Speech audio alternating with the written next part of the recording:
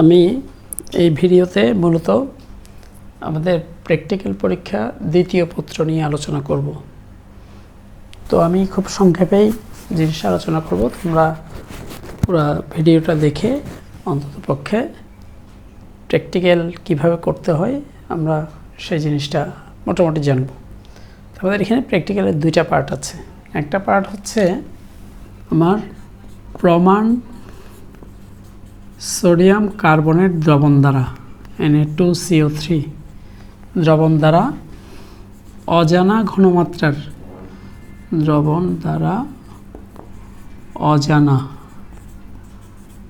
ঘনমাত্রার হাইড্রোক্লোরিক অ্যাসিডের HCl এর ঘনমাত্রা নির্ণয়। তো এই জিনিসটা দেখো, আমরা শুরুতেই যদি চিন্তা করি যে প্রমাণ সোডিয়াম কার্বনেট দ্রবণ দ্বারা অজানা ঘনমাত্রার হাইড্রোক্লোরিক অ্যাসিডের ঘনমাত্রা নির্ণয় আমরা কিভাবে করব। প্রথম কথা আমাদের জানতে হবে প্রমাণ দ্রবণ কি। অ্যাকচুয়ালি প্রমাণ দ্রবণ হচ্ছে যে দ্রবণের ঘনমাত্রা জানা থাকে সেটাকে প্রমাণ দ্রবণ বলা হয়। আমাদের এই যে সোডিয়াম কার্বনেট যে দ্রবণটা আছে, এটা একটা প্রাইমারি স্ট্যান্ডার্ড পদার্থ এবং এটার দিয়েই আমরা প্রমাণ দ্রবণ প্রস্তুত করে থাকি। তো প্রমাণ দ্রবণ তোমাদের ল্যাবরেটরিতে টিচাররা আগে থেকেই ওই প্রমাণ দ্রবণটা কিন্তু রেডি রাখবেন এবং প্রমাণ দ্রবণটা সাধারণত এই যে একটা ভলিউমেট্রিক ফ্লাস্কে, এটা আগে থেকে এটা দেওয়া থাকে। অর্থাৎ ভলিউমেট্রিক ফ্লাস্কটা কখনো 500 ml, কখনো 250 ml, কখনো 1 লিটারের হয়। তবে সেটা প্রস্তুত করার পদ্ধতিটা তোমাদের হয়তো লাগবে না, কারণ এটা আগেই বললাম দেওয়া থাকবে। তবে এটার উপরে তার ঘনমাত্রাটা কিন্তু দেওয়া থাকে। সাধারণত বেশিরভাগ ক্ষেত্রে এটার ঘনমাত্রা 0.1 মোলার থাকে। তাহলে আমরা সোডিয়াম কার্বনেট পাইলাম, সোডিয়াম কার্বনেট 0.1 মোলার। এটাতে তোমরা অনেক সময় বিভ্রান্ত হয়ে যাও, কারণ কোনো জায়গায় 0.1 মোলার দ্রবণ প্রস্তুত করতে গিয়ে ল্যাব সহকারী কিংবা টিচাররা একুরেট হয়তো ওজন ঠিকমতো না নেওয়ার কারণে এটা কিছুটা কম বেশি হইতে পারে। কম বেশি যাই হোক না কেন, এখানে লেভেলে যা লাগানো থাকবে যে প্রমাণ সোডিয়াম কার্বনেট দ্রবণের ঘনমাত্রা কখনো 0.099 বা 98 অথবা 0.103 বা 104 এরকমও থাকতে পারে। যেটা দিক না কেন, অর্থাৎ তোমাকে সাপ্লাই যে সোডিয়াম কার্বনেটটা দেওয়া থাকবে সেটার ঘনমাত্রা হয় 0.1 মোলার থাকবে অথবা তার একটু এদিক সেদিক থাকতে পারে। সুতরাং এটা নিয়ে আবার বিভ্রান্ত হওয়ার দরকার নাই, কারণ আমাদের বলা আছে প্রমাণ দ্রবণ, তার মানে প্রমাণ দ্রবণ যেটা টিচাররা সাপ্লাই দিচ্ছে সেটাই প্রমাণ দ্রবণ। তবে সেটার ঘনমাত্রা যদি দেওয়া না থাকে তাহলে টিচারকে জিজ্ঞেস করে নিবা, স্যার প্রমাণ দ্রবণ যেটা দেওয়া আছে সেটার ঘনমাত্রা কত। সেটা নিশ্চয়ই তোমাদের অর্থাৎ একদম শুরুতেই তুমি জেনে নিবা। ল্যাব সহকারী থাকলে ল্যাব সহকারী থেকে, অথবা টিচার থাকলে টিচারকে খুব অনুনয় বিনয়ের সাথেই বলতে হবে যে স্যার আমাদের এখানে প্রমাণ দ্রবণ এটা তো যেহেতু ঘনমাত্রা থাকতে হয়, সুতরাং আমার এটা কত সেটা আমার একটু জানা দরকার। যাই হোক, এটা প্রথমে এই ইয়েটা তো তোমরা দেখে বুঝবে, এটাতেই দেওয়া থাকে। এখন এইখান থেকে যখন তুমি এক্সপেরিমেন্ট করবা তখন আমরা 10 ml বা 15 ml কতগুলো পিপেট আছে। তো পিপেট সবাই কম বেশি পিপেট সম্পর্কে ধারণা আছে নিশ্চয়ই। পিপেটটা অনেকটা এরকম যে এইখানে মাঝখানে একটা নলটা একটু মোটা, এরকম গিয়ে আবার নলটা শুরু হয়ে এরকম করে যায়। তাহলে এইটা যদি আমি দেখি যে নলটা শুরু হয়ে ধরো এরকম হয়েছে এবং এইখানে এটা পিপেটের মুখ, যেটা আমরা মুখ দিয়ে টেনে আমরা এটা 10 ml বা 15 ml এটা দুইটাই থাকে, 10 ml 15 ml বা 20 ml। তো সেক্ষেত্রেও অর্থাৎ আমরা সোডিয়াম কার্বনেট দ্রবণটা কত নিচ্ছি আমার সাপ্লাইড যে পিপেট আছে সেটার উপর ডিপেন্ড করে কিন্তু আমরা নিব। তো বেশিরভাগ ক্ষেত্রে আমাদের এটা 10 ml দেওয়া থাকে, 10 ml পিপেট বা 15 ml হলে সেটার আয়তনটা তোমার 15 ml বা 20 ml হলে 20 ml। তবে 10 বা 15, 10ই বেশি থাকে। তো এইখানে একটা দাগ কাটা থাকে, কারণ সেটা দাগ তুমি মোটামুটি যারা এই পিপেট নিয়ে কাজ করছো তারা দেখলে বুঝবা। তো এইখানে সোডিয়াম কার্বনেট যে ইয়েটাতে থাকে সেটা থেকে করা হয় কি, পিপেটের অগ্রভাগটা ডুবিয়ে, কারণ পিপেটের এদিকে দিলেই পিপেটের অগ্রভাগটা ডুবিয়ে তারপর আমরা এটা মুখ দিয়ে টানবো। তবে এটা অনেক টিচার আবার করে কি, যে এই পিপেটের দিয়ে যদি আমি টানতে গিয়ে কেউ যদি হয়তো এটা ফু দিয়ে সেখানে কিছু প্রবেশ করায় কিংবা মুখ দিয়ে টেনে বাইর করে ফেলে, মানে ওইভাবে না, বা বের তো হয়তো হবে কিন্তু ভিতরে যাতে কিছু না যায়, সেই জন্য করে কি, কিছু কিছু ক্ষেত্রে তোমাকে একটা বিকার দিবে, যে বিকারটার ইয়েটা হচ্ছে এরকম বিকার। তাহলে বিকারে তুমি ঢেলে এই যে 0.1 মোলার সোডিয়াম কার্বনেটটা ঢেলে তারপর সেখান থেকে তুমি পিপেট দিয়ে এটা নিতে পারো। এটা এক একটা ল্যাবের এক একটা সিস্টেম, কারণ কোনো কলেজে হয়তো তুমি নিজের কলেজে যতটা ইজিলি করছো আরেকটা কলেজে গিয়ে তুমি অতটা মানে ইজি হইতে পারবে না, কিছুটা সংকোচবোধ আসবে। প্লাস মানে সেখানে কী সিস্টেমে করা হয় সেটা একটু জেনে নিবা, যে স্যার আমরা কোত্থেকে নেব, এখান থেকে নিব নাকি এখান থেকে, অথবা তোমার অত প্রশ্ন করার দরকার নেই, যদি এইটাগুলো দেওয়া না থাকে সরাসরি আমরা এখান থেকে নিতে পারি। তাহলে 10 ml মেপে, এখন 10 mlটাকে কীভাবে মাপবা, মাপার দুইটা পদ্ধতি আছে। একটা হচ্ছে আমাদের কতগুলো পিপেট ফিলার থাকে, পিপেট ফিলারটা অনেকটা ওই যে এটা প্রেশার দিয়ে একটা রাবারের একটা বলের মতো আছে, তো সেটা মানে তার ওই বলের নিচের অংশটা এই পিপেটের উপরের অংশ যেটা আমরা সাধারণত মুখ দিয়ে টানি, সেটা পিপেট ফিলারের নিচের অংশ দিয়ে এটা লাগানো থাকে। লাগানো থাকলে আমি যখনই এটা প্রেস করব তখন এটা বাতাস ওইখান থেকে বেরিয়ে ওইটা একদম শূন্য হয়ে যাবে। যখন আমি পানির মধ্যে ডুবাবো এটা কিন্তু শূন্য অবস্থায়, মানে আমি শূন্যে পানির ভিতরে মানে আমার সোডিয়াম কার্বনেটটা বোতলে ডুবানো অবস্থায় কিন্তু আমি পিপেট ফিলার চাপ দিব না, চাপটা আগে থেকে দিব। মানে চাপটা আগে থেকে যদি দিয়ে রাখি তাহলে সেক্ষেত্রে অর্থাৎ প্রেশারটা যখনই এই পানির মধ্যে ডুবিয়ে আমি হাতটা ছেড়ে দিব তখন দেখা যায় যে ওইটার প্রেশারে আমি প্রেশারটা ছেড়ে দিছি, তার মানে ভিতরে পিপেট ফিলারের ভিতরে আমার আস্তে আস্তে বাতাসপূর্ণ হওয়ার জন্য নিচ থেকে ওই তরলটা টেনে আস্তে আস্তে উপরের দিকে উঠতে থাকবে। তুমি নিজে দেখতে পাচ্ছ এটা উঠতেছে। এইটার উপরে যখন এই পর্যন্ত আসবে, একদম বরাবর বাইরে পর্যন্ত আসার দরকার নাই, এই পর্যন্ত যখনই আসবে তখন আমি জাস্ট ওইটা পিপেট ফিলার থেকে নিয়ে বুড়ো আঙ্গুল বৃদ্ধাঙ্গুলটা এমনভাবে রাখবো যাতে খুব কম সময়ের মধ্যে আমি ওইটার মানে উপরের অংশটা বৃদ্ধাঙ্গুল দিয়ে চেপে ধরতে পারি। কারণ চেপে ধরলে তখন আর অতটুকু পড়বে না, সামান্য পড়ে গেলেও আমার তখনও কিন্তু একটু বেশি করে নিব, যাতে পড়লেও এটা দাগের নিচে না চলে যায়। দাগের নিচে চলে গেলে আমার কিন্তু মেজারমেন্টটা ঠিকমতো আসবে না। দাগের উপরে ধরো এখানে বেশ কিছু অংশ নিয়ে আছে, তার মানে ওইটা কিন্তু আবার 10 ml এর চেয়ে বেশি, আমরা তো নিব 10 ml। তখন আস্তে আস্তে উপর থেকে ওই বৃদ্ধাঙ্গুলিটা সামান্য সরাবো, আবার একবারে বেশি সরাই দিলে অনেকটুকু নিচে নেবে, সামান্য সরালে দেখা যায় যে 1 ফোঁটা 2 ফোঁটা এইভাবে পড়ছে। তখন এই পজিশনে যখন আসবে তখন আমি খুব জোরে চেপে ধরে যে আমার একুরেট আছে, আমার যা ইয়েগুলো বাইরে পড়ে গেছে, আমি তখন এই যে দ্রবণটা আমাদের নেওয়া আছে সেটা আমরা একটা কনিক্যাল ফ্লাস্কে নিব। আমি কনিক্যাল ফ্লাস্কের চিত্রটা এখানে এঁকে দেখাচ্ছি। কনিক্যাল ফ্লাস্ক হয়তো অনেকে দেখে বুঝতে পারবো না যে কনিক্যাল ফ্লাস্ক জিনিসটা কি। কনিক্যাল ফ্লাস্ক অনেকটা এই টাইপের, যে এইখানে এরকম করে থাকবে, এইটাই হচ্ছে কনিক্যাল ফ্লাস্ক। তাহলে কনিক্যাল ফ্লাস্কে আমরা এই দ্রবণটা, যেটা আমরা 10 ml সোডিয়াম কার্বনেট নিলাম এবং সেটার ঘনমাত্রাও জানা আছে, তার মানে 10 মিলিলিটার 0.1 মোলার সোডিয়াম কার্বনেট, তার মানে আমার ক্ষারের প্রমাণ দ্রবণটা আমরা মেপে নিলাম। কনিক্যাল ফ্লাস্কে নিতে হবে। এইবার এটা যেহেতু একটা ক্ষারীয় দ্রবণ, আমাদের এখানে একটা নির্দেশক ইউজ করতে হবে। আমাদের নির্দেশকটা সাধারণত মিথাইল অরেঞ্জ বা MO মিথাইল অরেঞ্জ নেওয়া হয়।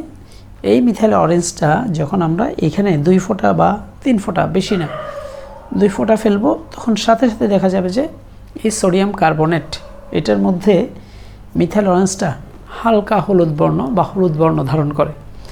হলুদ বর্ণ যখনই ধারণ করে তার মানে ক্ষারীয় মাধ্যমে মিথাইল অরেঞ্জের বর্ণ হচ্ছে হলুদ। তাহলে আমরা শুধু ক্ষারটাই আছে, যেটা প্রমাণ দ্রবণ আমরা মেপে নিছি, আয়তনও মাপা, আবার ঘনমাত্রা আগে থেকে প্রিডিটারমাইন্ড, মানে আগে থেকে জানা থাকবে। তাহলে দুইটাই জানলাম, সোডিয়াম কার্বনেট বা ক্ষারের আয়তনও জানলাম, ঘনমাত্রা জানলাম। আয়তন কোথেকে জানলাম? আমরা পিপেট থেকে মেপেই নিছি 10 ml, আর ঘনমাত্রা তো সাপ্লাইড, সেটা 0.1 মোলার। এখন সেটার মধ্যে আমি মিথাইল অরেঞ্জ দিয়ে তারও কালারটা জানলাম যে ক্ষারীয় মাধ্যমে বর্ণটা এটা। এইবার তোমাকে যেটা করতে হবে, যেই হাইড্রোক্লোরিক অ্যাসিডের ঘনমাত্রা বের করতে হবে সেটা তোমাকে সাপ্লাই দিবে। সেটার ঘনমাত্রা কিন্তু ওনারা জানেন, কিন্তু তুমি জানো না, বা ওনারা হয়তো তোমার এক্সপেরিমেন্ট দেখে কতটুকু আসছে সেই হিসেবে চিন্তা করবে। তাহলে সেই হাইড্রোক্লোরিক অ্যাসিডটা কত ঘনমাত্রা আমরা জানি না। এখন সেটা করবে কি, হয়তো বিকারে দেওয়া থাকবে, তুমি এখানে হাইড্রোক্লোরিক অ্যাসিড এইটার ঘনমাত্রা বের করবা, অথবা অন্য কোনো ইয়েতে যদি দেওয়া থাকে তাহলে সেক্ষেত্রে সেখান থেকে নিয়ে করতে হবে, ইউজ করতে হবে। তো সাধারণত বিকারে আমার যে হাইড্রোক্লোরিক অ্যাসিডটা দেওয়া থাকবে HCl, সেটার আগে থেকে বলছি এটার ঘনমাত্রা কিন্তু দেওয়া থাকবে না, সেটার ঘনমাত্রা বের করতে হবে। এখন আমাদের মূলত যেই কনিক্যাল ফ্লাস্কে আমরা 10 ml 0.1 মোলার সোডিয়াম কার্বনেট নিব, সেটাতে অলরেডি আমাদের মিথাইল অরেঞ্জ নিয়ে কিন্তু সেটা আমরা আগে থেকে নির্ধারণ করছি যে ক্ষারীয় দ্রবণে এই ইয়ের ঘনমাত্রা বা ইয়েটা কালারটা কি হবে। এইবার আমরা একটা বুরেট, এই যে বুরেটটা স্ট্যান্ডের মাধ্যমে এখানে লাগানো থাকে একটা স্ট্যান্ড, এবং এইখানে ক্ল্যাম্পের মাধ্যমে আমি এমনভাবে বুরেটটা সেটিং করব, বুরেটটার নিচের অংশটা সাধারণত এইখানে কিছুটা, এই অংশে কিছুটা আসবে বুরেটের নিচের অংশ, এবং এখানে একটা ক্ল্যাম্প দেওয়া থাকবে, মানে ক্ল্যাম্পের মাধ্যমে আমরা এটাকে নিয়ন্ত্রণ করতে পারি। তো এখানে বুরেটের উপরের অংশটা সাধারণত এখানে খেয়াল করো, উপরের অংশটা কিন্তু আমাদের এই যে 0 দাগ থেকে শুরু হবে, এবং আমার এখানে 50 পর্যন্ত দাগ থাকে। তাহলে 0, 10, 20, 30, 40, 50 এইভাবে।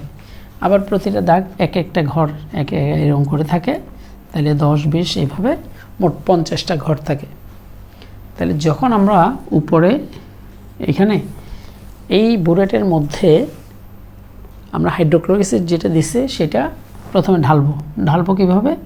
আমাদের একটা এই যে চোং, যেটা ফানেল দেওয়া থাকবে, ফানেলটা এখানে রেখে তারপর আমাদের এটা ঢালতে হবে।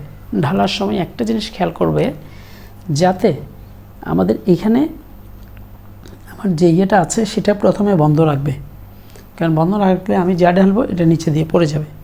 তবে এটা আগে থেকে আমার সোডিয়াম কার্বনেটের যে দ্রবণটা আছে সেটা প্রথমে কিন্তু বাইরে রাখবো, কারণ এখানে এক ফোঁটাও যদি এখান থেকে পড়ে, যেটা আমার মেজারমেন্টের বাইরে, তাহলে কিন্তু আমার এরর শো করবে। তো সেটার জন্য আমি প্রথমে আগে বুরেটটাকে সুন্দর করে রেডি করতে হবে। রেডি করার ইয়ে কি, সেটা হচ্ছে আমি যেই সোডিয়াম কার্বনেটটা আগে থেকে মেপে নিচ্ছি সেটা একপাশে রেখে দিব। এখানে যখন হাইড্রোক্লোরিক অ্যাসিড ঢালবো, আমার যে পয়েন্টে এটা বন্ধ আছে সেটার উপর পর্যন্ত পুরাটাই এতটুকু হাইড্রোক্লোরিক অ্যাসিড দিয়ে আমরা মানে ভর্তি করে দিচ্ছি।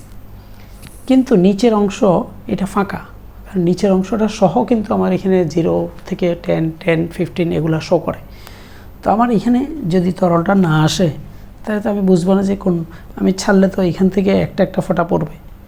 কিন্তু আগে থেকে আমার এটা ইউনিফর্ম একটা ইয়ে থাকতে হবে, এই অংশে তরলটা থাকতে হবে।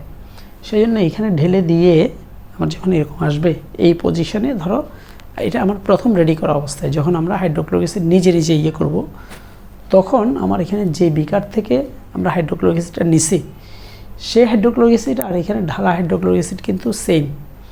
তখন এখানে ঢালার পরে এই পর্যন্ত আসলে আমি ওই বিকারটা, যে বিকারটাতে সেম হাইড্রোক্লোরিক অ্যাসিড আছে, সেটা নিচে বসিয়ে এখানে ট্যাপটা একদম ফুল স্পিডে ছেড়ে দিব। ছেড়ে দিলে হবে কি, তখন উপরে যা আছে সেটা আস্তে আস্তে নিচে নামবে, এবং এইখানে এই অংশটা পুরোটাই আমার লিকুইড দ্বারা, ওই হাইড্রোক্লোরিক অ্যাসিড দ্বারা ভর্তি হয়ে যাবে। যখন এখানে নিচেও মানে ফোটায় পড়বে, বা মানে খুব স্পিডে পড়বে, তখন তো আমার এখানেও তরলটা চলে আসছে হাইড্রোক্লোরিক অ্যাসিড, তখন জাস্ট স্টপ করে দিব। স্টপ করে যখন আমার এই পজিশনে পুরোটাই হাইড্রোক্লোরিক অ্যাসিড আসছে, তখন আমার উপরে 0 দাগের সাথে মিলানোর জন্য আমি আবার কিছু হাইড্রোক্লোরিক অ্যাসিড এখানে দিব। তবে এটা স্টপ ককটা অবশ্যই বন্ধ থাকা অবস্থায়, এটা খোলা থাকা অবস্থায় না, কারণ খুলছিলাম আমি কি জন্য, ওই সব জায়গায় যাতে তরলটা সমানভাবে থাকে সেজন্য।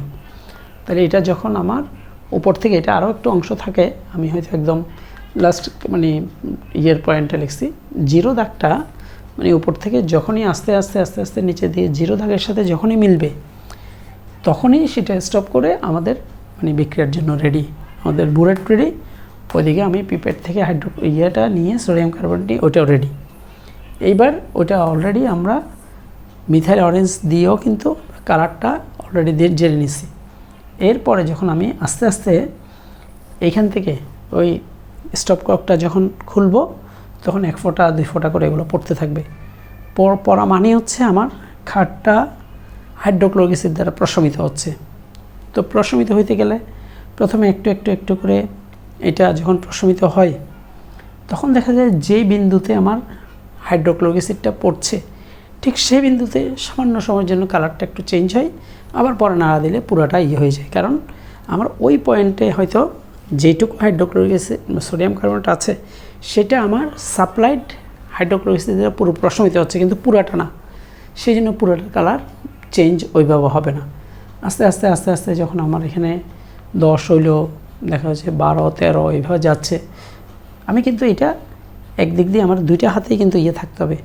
বাম হাতে যদি আমি ক্ল্যাম্পটা ধরি আর ডান হাতে আমি নাড়তে থাকবো, অর্থাৎ আমার যেই পাশে আমার ক্ল্যাম্পটা ধরতে সুবিধা হয় সেই পাশ দিয়ে ক্ল্যাম্প ধরবো। যদি তুমি এমন হয় যে ডান হাত দিয়ে ক্ল্যাম্পে এইভাবে ধরছি, আমি বাম হাত দিয়ে এইভাবে ধরছি, সেটা না। আমি বাম হাত দিয়ে যেটা ক্ল্যাম্পের ইয়ে যদি নবটা যদি এই দিকে থাকে তাহলে বাম হাত দিয়ে ক্ল্যাম্প ধরবো, মানে স্টপ কয়েকটা ধরবো, আর ডান হাতে আমরা ওই কনিক্যাল ফ্লাক্সটা নাড়াবো।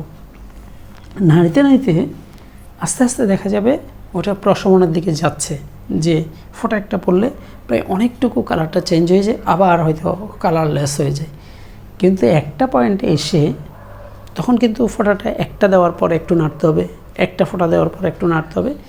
যখন এট দি এন্ড পয়েন্ট মানে লাস্টের দিকে যখন যেই মুহূর্তে আমার এটার কালারটা পুরোপুরি চেঞ্জ হয়ে যাবে তখন কালারটা আর ব্যাক করবে না। অর্থাৎ হলুদ ছিল, হলুদটা গোলাপি লাল বর্ণে পরিণত হবে, কালারটা স্পষ্ট বোঝা যায়। গোলাপি লাল বর্ণে যখনই পরিণত হবে ঠিক সেই মুহূর্তে আমি এটা স্টপ করে দেব। স্টপ করে আমাদের রিডিংটা দেখব।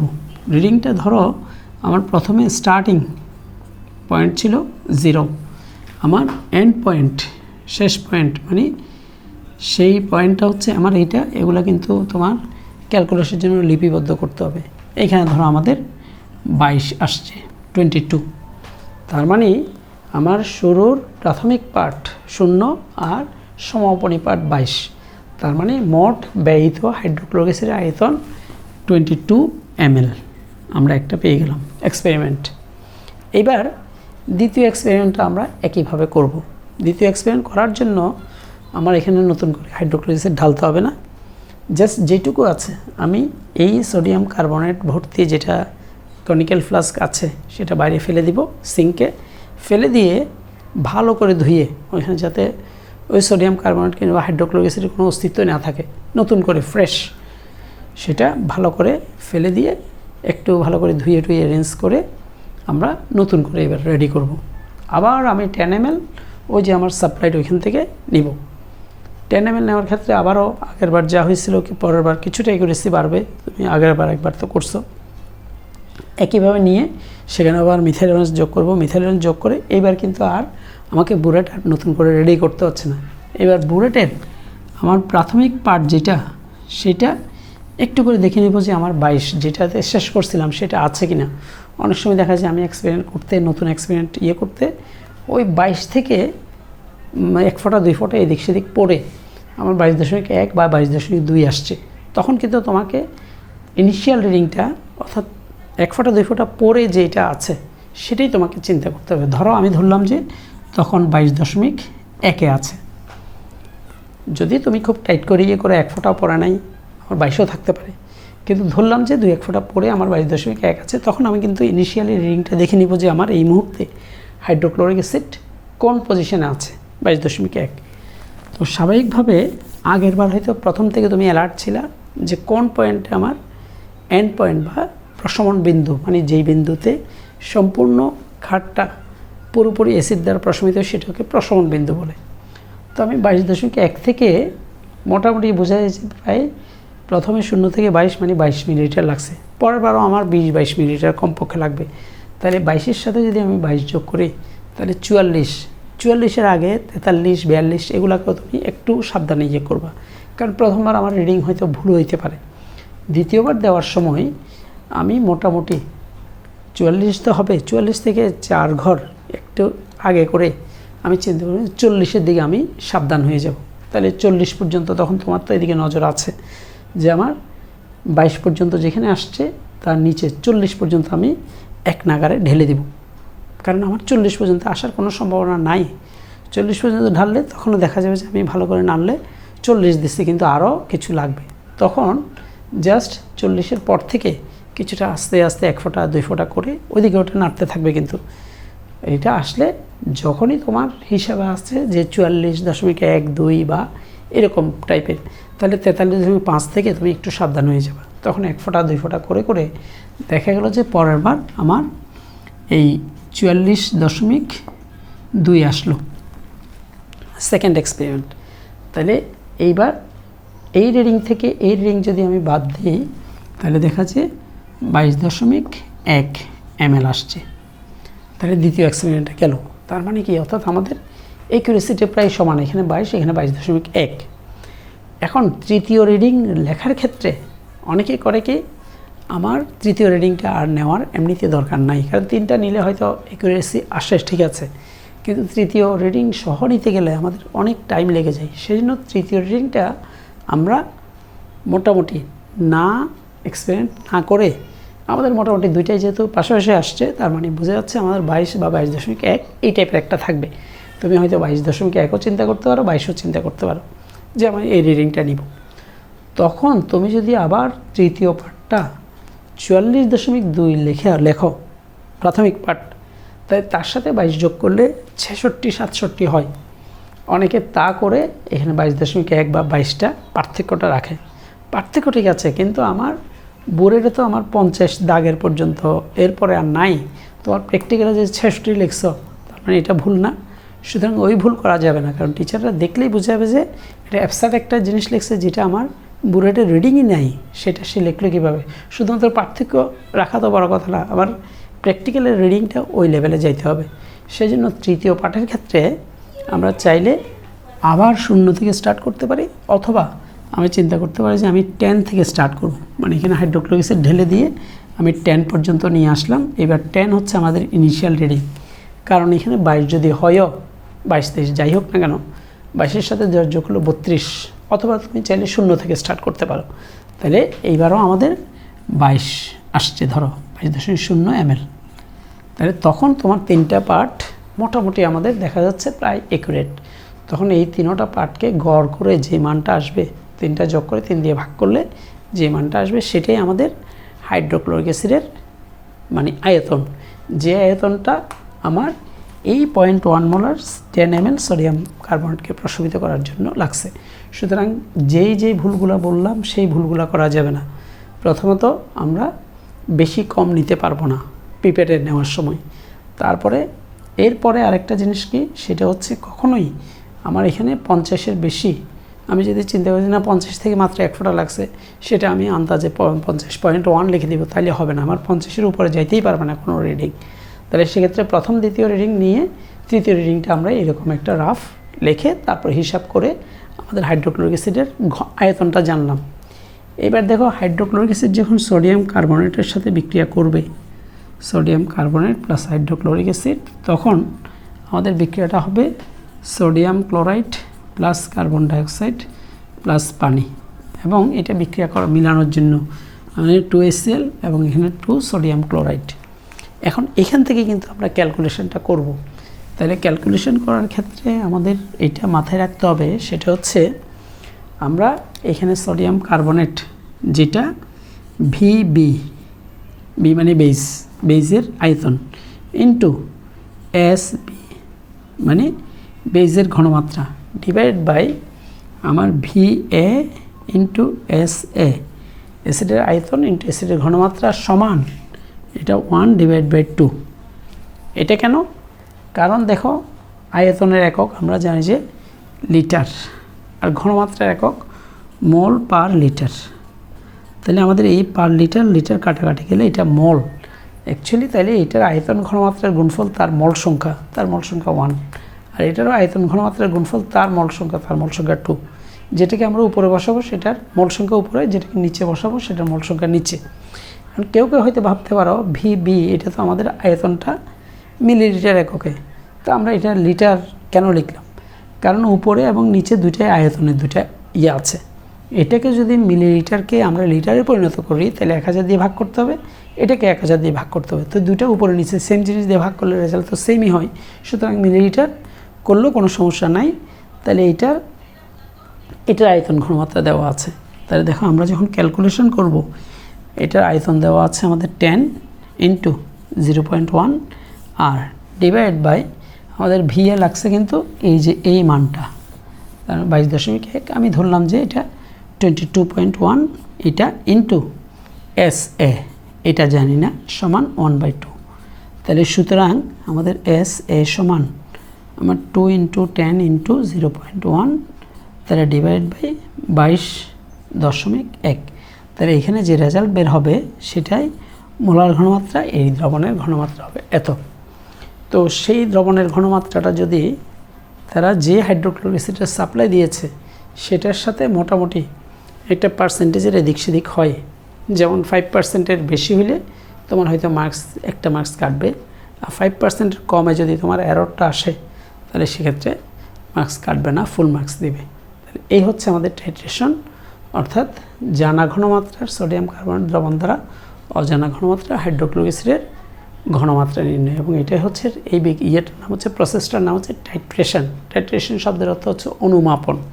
তো এই ক্ষেত্রে তোমাকে অনেক কিছু জিজ্ঞেস করতে পারে যে প্রমাণ দ্রবণ কী, তুমি কোনটা প্রমাণ দ্রবণ হিসেবে নিছো, অন্য দ্রবণটা কেন প্রমাণ দ্রবণ নয়, তারপরে প্রাইমারি স্ট্যান্ডার্ড পদার্থ, সেকেন্ডারি স্ট্যান্ডার্ড পদার্থ, তোমাকে সেমিমোলার দ্রবণ কাকে বলে, ডেসিমোলার দ্রবণ কাকে বলে, নির্দেশক কাকে বলে, তারপর এগুলো অনেকগুলো প্রশ্ন করতে পারে। তাহলে ওইভাবেই তুমি এগুলার ট্যাকেল দেবা। এবার আসো সংক্ষেপে আমি একটু করে বলি, সেটা হচ্ছে আমাদের আরও যেই এটা থাকবে সেটা হচ্ছে কার্বক্সিলিক অ্যাসিড এবং অ্যালডিহাইড মূলক শনাক্তকরণ। তো কার্বক্সিলিক অ্যাসিড শনাক্তকরণের জন্য আমাদের খুব সহজ একটা প্রসেস আছে। আমার পাশাপাশি ধরো তোমার ভাগে যদি কার্বক্সিলিক অ্যাসিড পড়ে, আরেকজনের ভাগে হয়তো দেখা যায় অ্যালডিহাইড পড়বে। তো আমার কার্বক্সিলিক অ্যাসিড শনাক্ত করার জন্য জাস্ট তোমাকে যে স্যাম্পলটা দিবে সেটাতে যদি তুমি সোডিয়াম বাইকার্বনেট দাও, আমি বিক্রিয়াটা এখানে লিখে দিচ্ছি, কারণ এই বিক্রিয়াগুলো তোমাদেরকে লিখতে দিতে পারে। সেটা কি? সেটা হচ্ছে আমি কার্বক্সিলিক অ্যাসিড যেমন CH3COOH, এটাতে যদি আমি সোডিয়াম বাইকার্বনেট দিই তাইলে সেক্ষেত্রে আমার CH3COONA plus H2O plus carbon dioxide, বুদবুদ আকারে কার্বন ডাইঅক্সাইড গ্যাস বের হবে, এবং ওই কার্বন ডাইঅক্সাইড, বুদবুদ আকারে কার্বন ডাইঅক্সাইড দেখেই আমরা বুঝবো এটা কার্বক্সিলিক অ্যাসিড।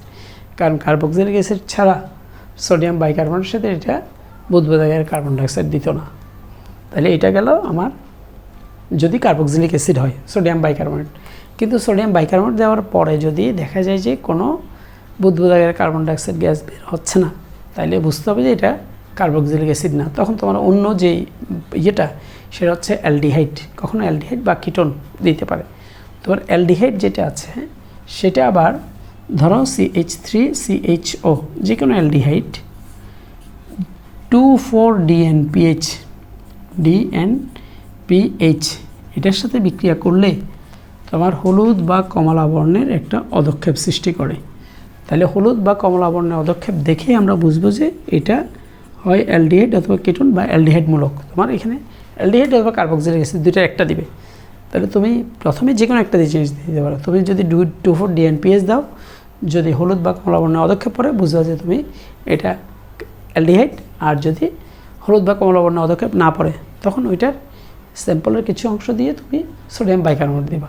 তাই এইটাই হচ্ছে আমাদের মেইন ইয়ে। তবে 2,4-DNPH-এর আবার বিক্রিয়াটা তোমাদের মুখস্থ রাখতে হবে। অনেক সময় জিজ্ঞেস করে দেখি 2,4-DNPH-এর সংকেতটা লিখো, বা 2,4-DNPH-এর সাথে আমার অ্যালডিহাইড বিক্রিয়া করে কী উৎপন্ন করে সেটা লিখো। সেটা কিন্তু তোমাদের ইয়ে করতে হবে। তারপরে লেখার ক্ষেত্রে তোমার অবশ্যই বইয়ে যেগুলো যেগুলো আছে একটা এক্সপেরিমেন্টের জন্য, যেমন আমার ইয়ের জন্য লিটমাস পেপার আছে, লিটমাস পেপারের বর্ণ কী হবে, অ্যাসিডে বর্ণ কী হবে, ওগুলো কিন্তু লিখতে হবে। তবে একটা জিনিস কি, আমাদের যদি কার্বক্সিলিক অ্যাসিড আসে তাহলে কার্বক্সিলিক অ্যাসিডের সংকেত কিন্তু COOH, এবং এটার গাঠনিক সংকেত মাস্ট লিখতেই হবে COOH। এটা কার্বক্সিলিক মূলকের গাঠনিক সংকেত। একইভাবে আমাদের CHO হচ্ছে অ্যালডিহাইডের সংকেত, কিন্তু অ্যালডিহাইডের গাঠনিক সংকেত কার্বনের সাথে অক্সিজেন ডাবল বন্ড হাইড্রোজেন। তাহলে গাঠনিক সংকেত এটা গাঠনিক। তাহলে গাঠনিক সংকেতের জন্য কিন্তু তোমাদের একটা মার্কস দেওয়া থাকে, কারণ ওইটা যদি তুমি না লেখো দেখা যায় ওইটা একটা মার্কস তোমার অটোমেটিক কেটে ফেলে, সেই জন্য তোমরা অনেক সময় ফুল মার্কস পাও না।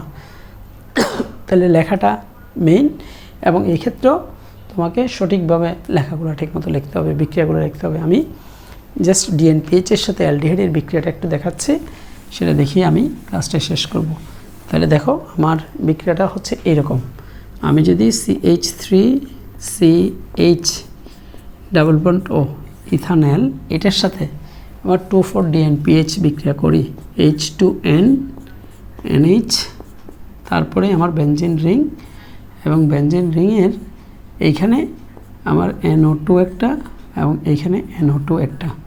তাহলে এটার সাথে বিক্রিয়া করলে আমার দেখো এই O এবং H2 মিলে এখনও পানি এখান থেকে চলে যাবে, আর যে যৌগটা উৎপন্ন হবে CH3C, এখানে H, কার্বনের সাথে তখন ডাবল বন্ডটা হয়ে যাবে এই নাইট্রোজেনের সাথে, নাইট্রোজেন, তারপরে NH, এবং তারপরে আমাদের এই অংশটা, এবং এখানে NO2, এখানেও আমার NO2 প্লাস H2O উৎপন্ন হবে। এবং এইটা যেহেতু আমরা ইথানল থেকে আসছে, তাহলে ইথানল, এবং এটা 2,4-ডাইনাইট্রোফিনাইল। ওই যে যৌগটা হাইড্রোজেন ছিল সেই যৌগটার নামটা একটু চেঞ্জ হয়ে হাইড্রোজোনে পরিণত হয়। তাহলে এই হচ্ছে আমাদের হলুদ বা কমলা বর্ণের পদক্ষেপ। এটা অ্যালডিহাইড বা কেটন যে কোনো যৌগ দেয়। তাহলে এই হচ্ছে আমাদের সেকেন্ড ইয়ারের সেকেন্ড পার্টের প্র্যাকটিক্যাল। সুতরাং টাইট্রেশন একটু ভালো করে করবে, কারণ টাইট্রেশনে আমার 10 মার্কস থাকে, আর আমার জৈবমূলক শনাক্তকরণ সেটার জন্য 5 মার্কস, আর আমাদের ওইদিকে প্র্যাকটিক্যাল ভাইভা আছে, নোটবুক আছে, এগুলো মিলেই আমার টোটাল মার্কসটা। সুতরাং একটু ভালো করে সিনসিয়ারলি যদি করো তাহলে এটা কঠিন কিছু না। তোমাদের জন্য শুভকামনা থাকলো। Best of luck. খুদা হাফেজ।